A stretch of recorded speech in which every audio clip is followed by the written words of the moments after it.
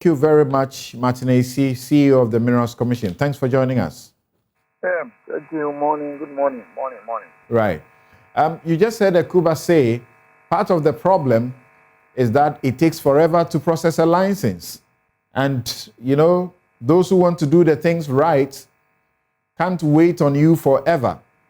And they see you issue licenses or permits to other people who abuse it. For example, if you take the CNG Alaska that metamorphosed into the Imperial, company,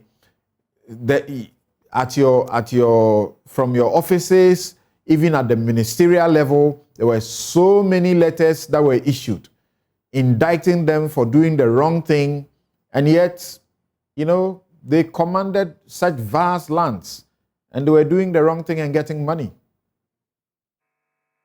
Something. Morning again. Can you hear me? Yes, please. Yes, and then good morning to your, the co-panelists and also the listeners. I'm speaking to my palace. I will have loved to appear in person, but it's unfortunate. Maybe that's okay. I will please, I may have some one-on-one with you over 2 segments, the next 2-3 weeks or so that we discuss some of these things. I will look at 3 issues. 1,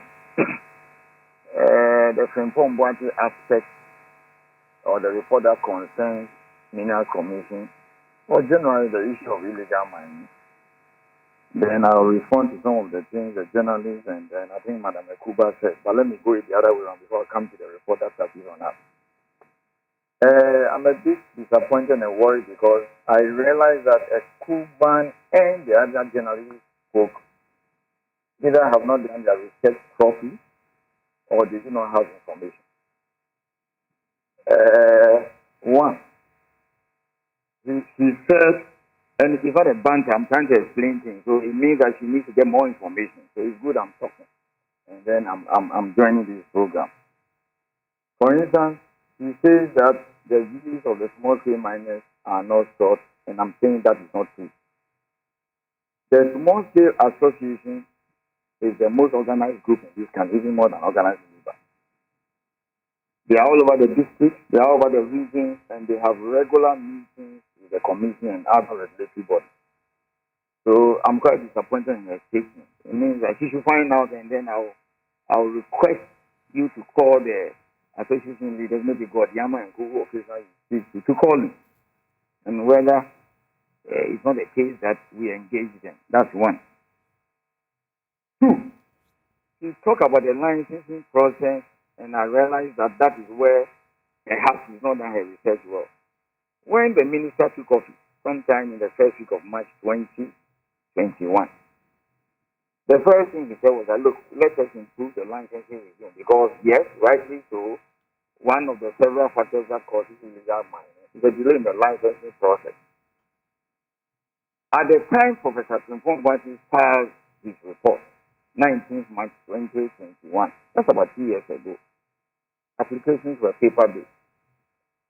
Something I'm not boasting, you can apply for a small scale license in the very studio you are sitting. I don't know whether a Cuban is aware. You can apply for small scale license Monday to Sunday, 24 hours. Today as I speak. So it's like if somebody wants a small scale license now, today is what? Saturday, right? He doesn't need to wait till next week, sometime maybe Tuesday, which is not the first business day for the week. And then if he's living somewhere in Kinga or Bali, he has to go and find himself to the WA office. It's a thing of the past. I don't know whether Kuba and Kuba are aware. So let me respond quickly. 1, the license system has been improved significantly. Applications are now online, are accepted Monday to Sunday, 24 hours. So as I speak to you, applications are coming in, you can see. Let me tell you what was the situation when Frimpong Boate filed his report. You have to first go and look for a district office. So if you're in Bend, so you have to start and get to, let's say, the tackle office. I need to explain all these things, so you got to indulge me. Because there's a lot of falsehood there.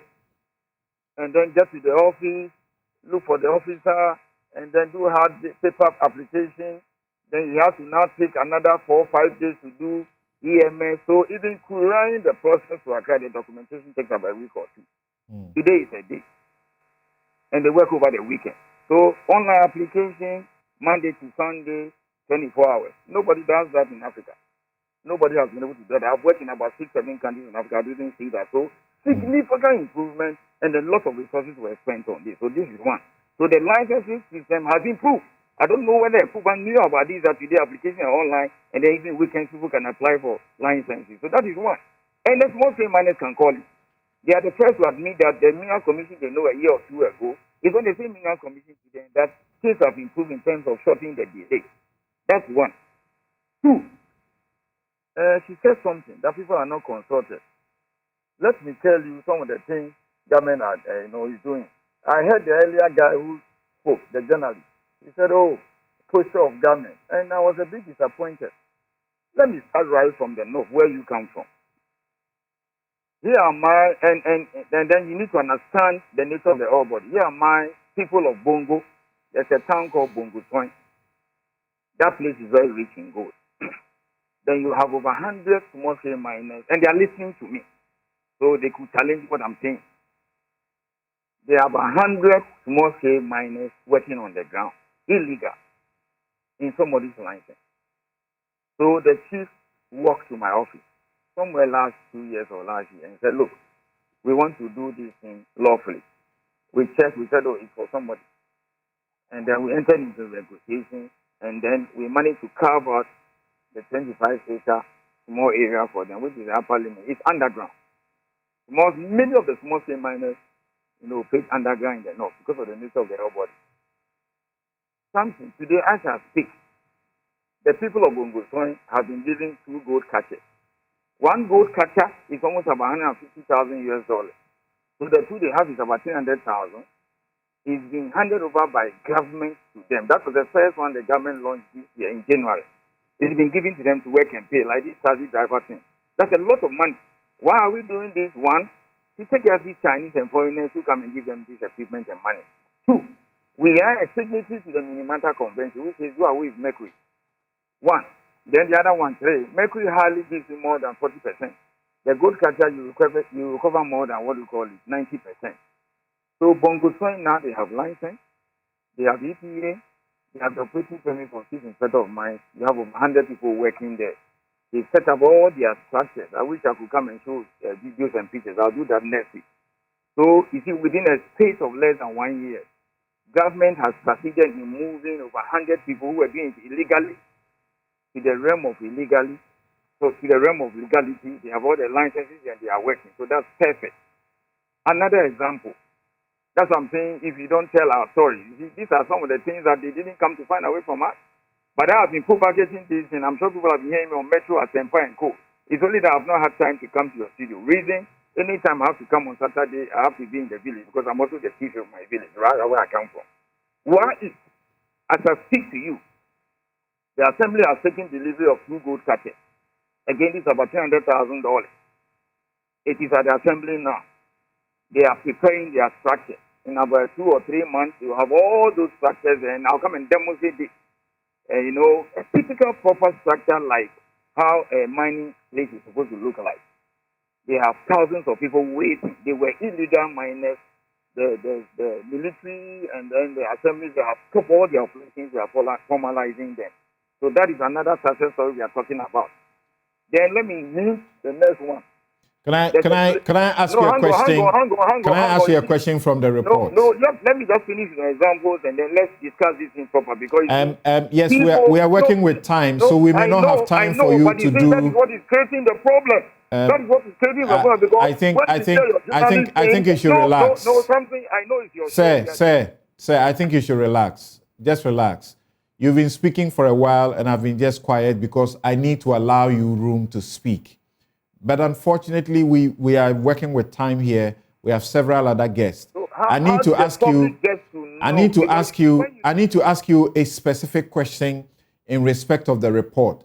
Before you started, you suggested that you were going to speak in a certain 3 organized manner. And one of the things we're going to talk about would be what has been said about you in the report. So can I can I ask you a question from the report now? What has been said about the report, but something, you are not being fair to me and government, because you see, when you allow a journalist come there and then just say anything, and then he says that he's... Sir, with the greatest of respect to you, with the greatest of respect to you, wait, please hold on. With the greatest of respect to you, I think you should listen. I don't want your voice to be faded. I want you to listen. With the greatest of respect to you, we haven't hosted a journalist who has spoken recklessly and irresponsibly. This is a journalist who was embedded, who was allowed to work with some of your people. And as he spoke, you heard how he praised, some of the team members for the good that they did and what they stood for, particularly Chum. There is a reason we are having these discussions at this time. So if you don't mind, I'm going to read a portion of the report to you that concerns the Minerals Commission and ask for your reaction, sir. All right. Okay. Now, on page 14, Professor Frimpong Boateng talks about the community mining process that was set in place after 5,000, companies had been invited. Out of the 5,000, there was 1,000 something that had responded and, were vetted and so on. Then he speaks about the problems with this. He says, the community mining program was rolled out and the president himself commissioned the first site in the Wassa Amenfi district. The community mining project was well subscribed and it became very popular. However, the Ministry of Lands, especially after the appointment of Honorable Kweku Asoma Treme, became hostile and antagonistic to the program. Some elements in the Minerals Commission, please highlight that, including Mr. S.K. Boafo and chairman of the Minerals Commission Board, supported the position of the Ministry of Lands. Apparently, they were angry that the Interministerial Committee was at the forefront in matters concerning small-scale mining, which they said were among the functions of the Minerals Commission. The effect of this antagonism was that several community mining sites that the Interministerial Committee had planned and were ready to be commissioned were effectively sabotaged and blocked by the Minerals Commission and the Lands Minister. Typical examples were some community mining sites in Asante Akim area. A day before the commissioning of the site by the committee, S.K. Boafo called the MCE to block the event. And then he narrates further. This is a charge against the Minerals Commission. How do you react to it? Something very simple. And there were other things he mentioned. One, he didn't understand the way he was supposed to do. Everything he was doing was not grounded in law. It's an illegality. That is why the board chairman was very hostile, including the minister. And that the laws of Ghana, it is the minister responsible for mining. Today we say the Minister for Lands and Natural Resources that has the sole power to grant, revoke, and suspend mineral rights, including small-scale licenses. I want you to understand that, and let's put that in perspective. The Interministerial was not a regulatory body. Two, the Minerals Commission is a creature of the Constitution, giving the sole mandate to regulate process application and refer them to Minister for processing. So here we are, somebody gets up. The President, in his wisdom, set up an interministerial committee to look at the issues and advise and see the way forward. Then you are running a prior structure and you get up and say you want to issue licenses to people. Do you expect the chairman of the commission to sit by and put his hands and watch you? And something, listen to this carefully, and I'm serious about it because my blood is very hot about it. No single community mining area is in license that was granted by the Minerals Commission. What we were expecting, because you see, what he started doing was that he just, went, got the land, and started launching. And today, I'll tell you this. The very place the president launched the community mining, we were informed of that. The Minerals Commission was informed midnight before the launch, because we have persistently resisted. And then the last year, people have written to us that their license were being taken and being launched by Professor Frimpong Boateng. Ghana was becoming a laughing stock at the international community, because you go out there to go and seek independence and say, you come in, they take your land. So that area that the president launched, without the president know, we raised it, but we only wanted to manage the thing. It was Golden Star's property. Golden Star, you call Frimpong in and ask him whether Golden Star gave him the place. He did not do that. We raised it. The company has protested. We said, look, you cannot embarrass the government, and they said it is too late. So that was launched. That is what he was doing. The one that he mentioned, they opposed it because he didn't consult. There was no consult. Nothing was done. So at a point in time, he called the Minerals Commission. We sent all the repository of the maps and who has concession, which place is free, which place is not free, to them. They had an office here somewhere in Cantonment.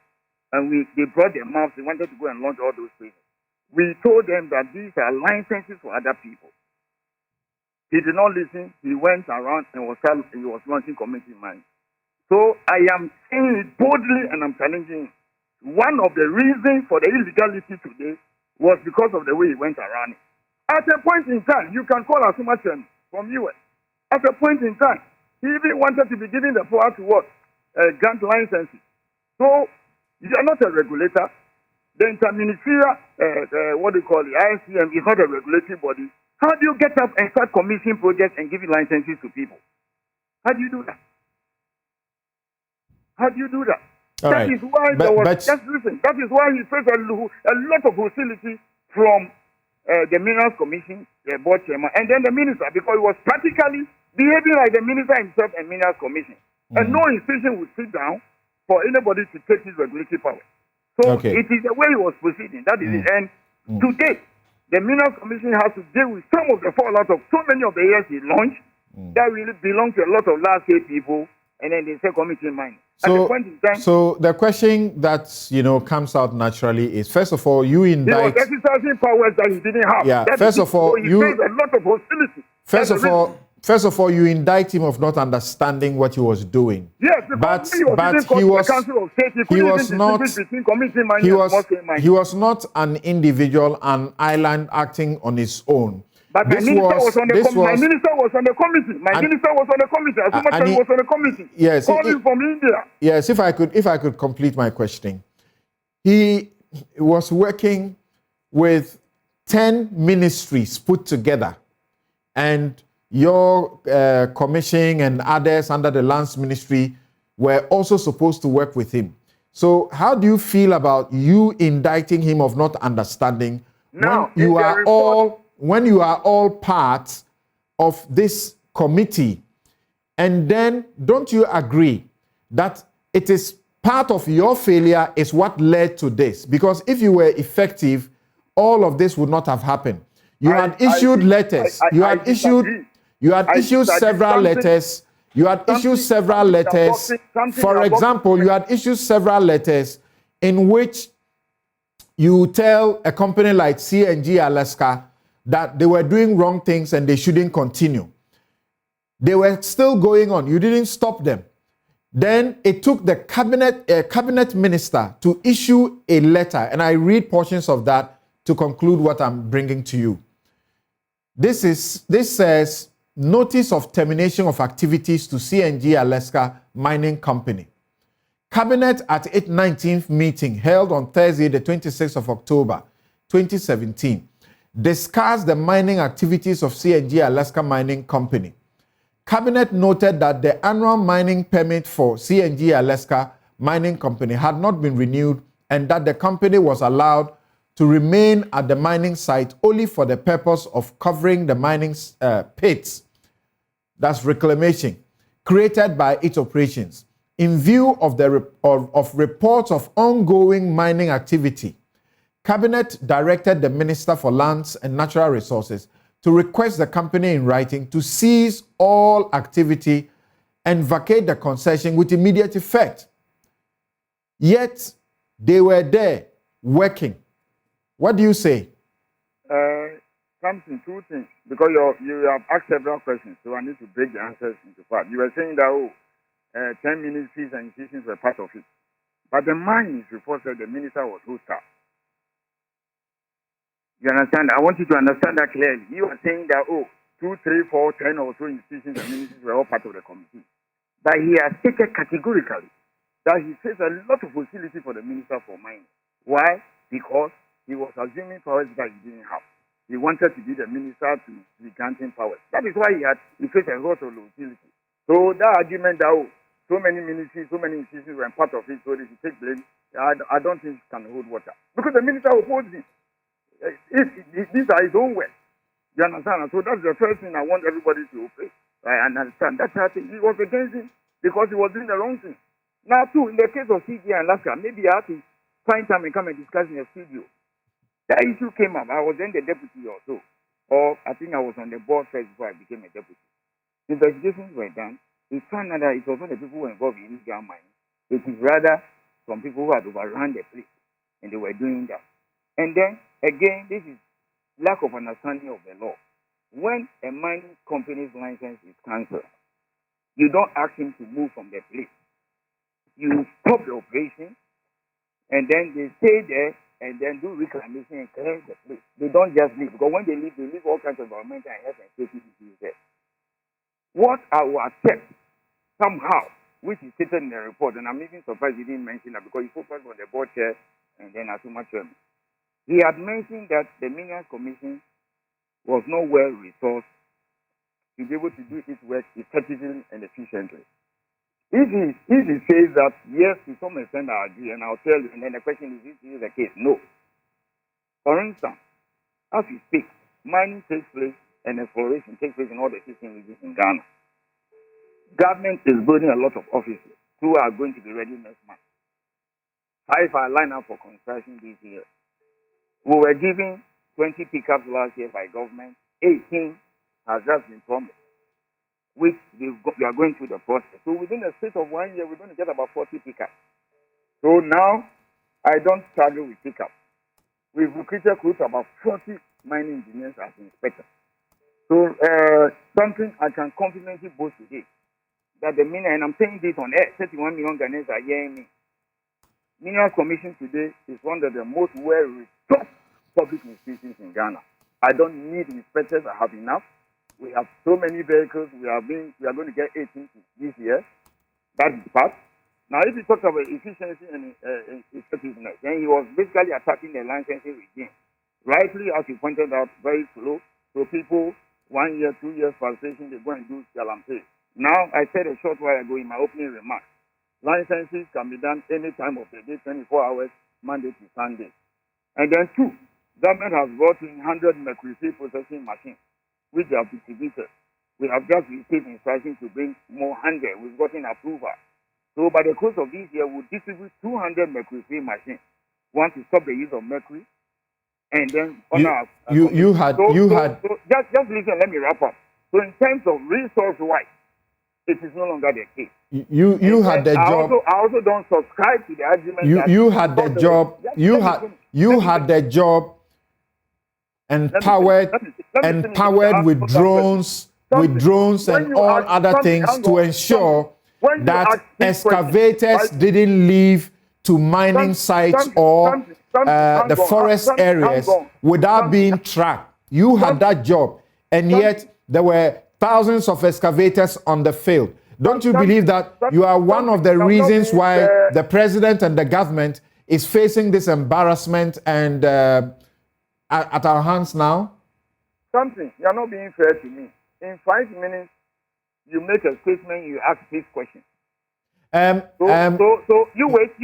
So it is just fair that I respond to each of them. You would have done 20 minutes in the next 3 minutes. Then on the 20th minute, I will need to move on and go to my other guests. So listen to the question and answer them. Can we agree on this? You cannot ask 4 questions or 6 questions. I answer 2. and then you ask follow-up questions. For example, you started by telling me that the report says you chose what you wanted to answer. You went to a part of the report which said you were not resourced, and you were outlining. That was not my question. My question now to you is this, sir, respectfully. If the Minerals Commission was doing its work well, will the presidency, the president, and the government have suffered this embarrassment internationally as a result of these revelations? Minerals Commission is doing its very well. I will answer that in the form of a question. Something. Towards midnight, you take an excavator, you move to the Accra. What do you want Minerals Commission to do? You tell me. What happened to the machines? What happened to the machines that people are paying for, that you are supposed to monitor every excavator that moves into a mining place? My job is to ensure that people mine responsibly. So my job is to make sure that we get more grants for people to mine, that they do it responsibly, because we have instances where people who even have licenses can mine illegally. But when you have a whole community going into the water body 12 midnight to go and work, by 4 a.m. they are out, then we have a challenge. You understand? And part of your job was also to ensure that no excavator gets to a place, a site, without you knowing about its presence. Hello? Are you still there with me? Are you there with me? I'm still there. But yes, my last question is this. I ask, it is your job, which has been paid for, and people are paying annually for it, that you are tracking excavators and making sure no excavator moves without your knowledge. Hello? Okay, you can't seem to hear that particular question. I'm sorry. We have to end it here. We'll take a break, and then we'll return to my other guests. Thank you so very much. Martin Ayisi is the CEO of the Minerals Commission.